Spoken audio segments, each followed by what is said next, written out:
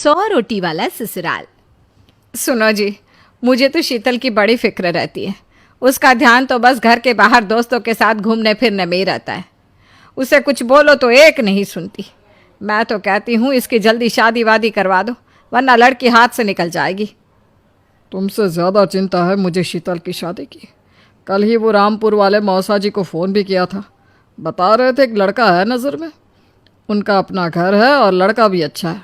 अरे तो फिर बस बात चलाओ ना, एक बार देखे तो सही लड़का और घर बार कैसा है। कौन से लड़की की बात चल रही है यहाँ? तुम्हारी शादी की बात चल रही है बेटी। अब तुम्हारी शादी की उम्र हो रही है तो लड़का तो देखना पड़ेगा ना। उफ़ो, मुझे अभी नहीं करनी शादी वादी। ये तो मेरे खेलने कूदने के दिन है। बहुत खेल कूद ली तुम। अब घर के काम धाम सीखने की कोशिश करो, समझी? ससुराल जाकर हमारी नाक मत कटवा देना। सब्जी काटनी तो आती नहीं इसको, तो नाक ही कटवाएगी। अरे मैं इसे शादी तक अच्छे से सब सिखा दूंगी। आप तो बस उस लड़के से इसकी शादी के बाद चलवाओ। कुछ दिनों बाद कुणाल और उसकी माँ शीतल को देखने घर आते हैं। कुणाल दिखने में बड़ा ही स्मार्ट होता है। शीतल तो उसे देखती ही रह जाती है। देखो जी, हमारी कोई डिमांड तो है नहीं, बस हम चाहते हैं कि लड़की घरेलू हो, घर के सारे कामकाज संभाल ले। अब आपके परिवार में तो बस 3 ही लोग हैं, पर हमारा तो खूब भरा पूरा परिवार है। बाकी हमें लड़की के घूमने फिरने दोस्तों से मिलने से कोई दिक्कत नहीं है। घर का काम करने के बाद जो चाहे सो करे। अरे वाह, ये तो इतने बढ़िया लोग हैं। लड़का भी इतना स्मार्ट है और ऊपर से इन्हें मेरे घूमने फिरने से भी कोई दिक्कत नहीं है। हे भगवान, तूने तो बिना मांगे ही मुझे सब दे दिया।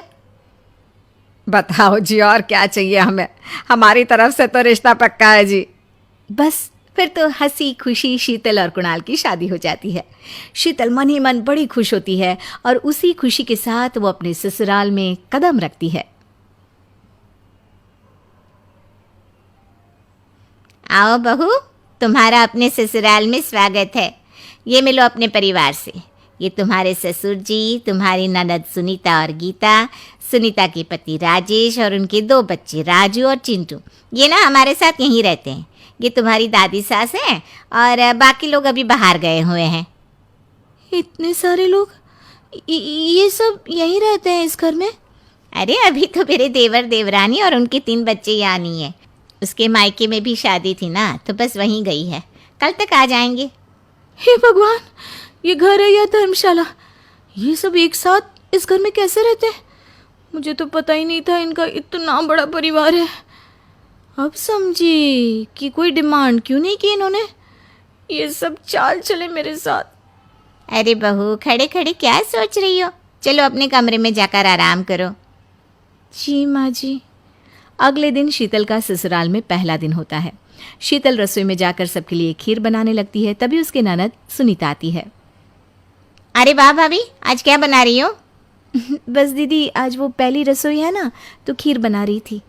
अरे भाभी, ये खीर वे रहने दो। घर में 4 लोगों को शुगर है और कुछ लोग मीठा ही नहीं खाते। आप ना सीधा खाना ही बना दो।